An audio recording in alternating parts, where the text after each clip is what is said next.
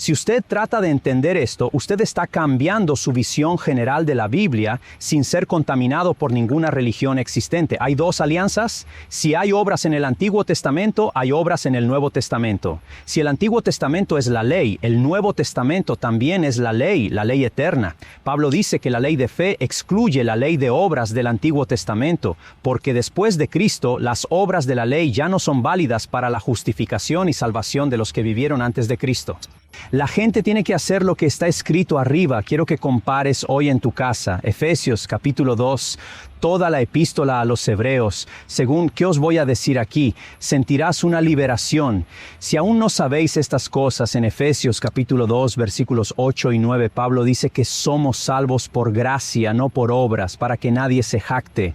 Normalmente la Reforma nos hace dejar de leer el versículo 9, pero si sigues leyendo los versículos 1011, 213, no lo leen porque ya no importa. El apóstol Pablo explicará cuáles son estas obras a las que se refiere. Cuando se llega al versículo 10, el apóstol Pablo dice: por lo tanto, la conexión hace conexión. Y esta es una conclusión de lo que dijo antes. Recuerden que en el pasado ustedes fueron llamados encíclicas por los que fueron circuncisados. Es decir, esas obras son obras que no pueden salvar.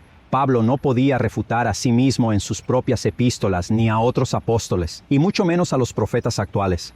Ahora compare esto con los hebreos. La epístola a los hebreos es una carta muy clara. Hebreos es la más grande de las epístolas del Nuevo Testamento. Esta es, sin duda, la carta más poderosa para hablar de transición de la coalición. También es la única persona que muestra a alguien llamado héroe de la fe. Lo que el escritor de Hebreos dice en esta carta es muy claro, es decir, demostrar que las personas ya no están justificadas por las cosas de la ley. Es por eso que pasó mucho tiempo hablando sobre el sacerdocio de Aarón y cosas del Antiguo Testamento. Esto trae la supremacía de la nueva alianza. ¿Lo entendemos? Al menos espero que lo entiendas. Observe que esta es la epístola que más a menudo habla de la obra de la ley, solo que en esta carta la expresión obra de la ley no aparece ni una sola vez, pero en Romanos y Gálatas la expresión aparece varias veces. Quiero decir, en mi Efesios capítulo 2, el apóstol Pablo no usa la palabra obra de la ley, sino 2 o 3 versículos. Entonces, ¿está hablando de circuncisión?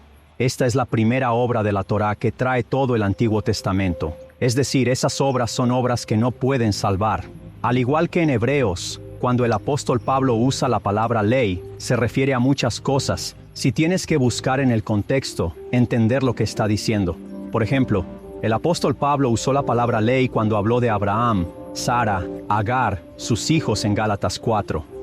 Gálatas, vosotros que deseáis estar bajo la ley, ¿no obedecéis a la ley de Dios? Habló de soportar. Cita el libro de Génesis, el autor de Hebreos, cuando habla del sacrificio animal, y en Hebreos habla de la Torá. Habló de la sombra de la ley. El apóstol Pablo en Romanos 3 lo hará.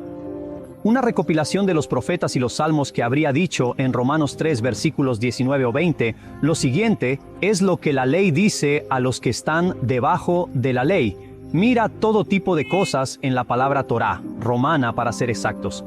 3. El apóstol Pablo hablará de la ley de la fe, es decir, la ley de fe es un nuevo pacto, y esta ley excluye las razones para jactarse.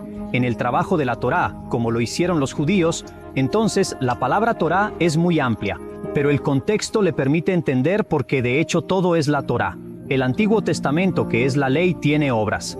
El Nuevo Testamento es también la ley eterna, con obras. Así que hay que tener mucho cuidado con el otro evangelio que la Reforma introdujo en la mente cristiana.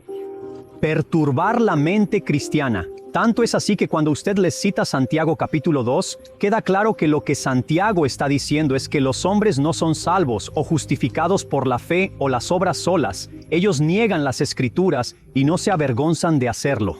Filosofaron el texto hasta que lo derogaron. Esto no es de ellos. Estas personas pueden ser liberadas de este engaño. Esto viene de las mentes de los sacerdotes y sacerdotes que han pasado muchos años inculcándolo.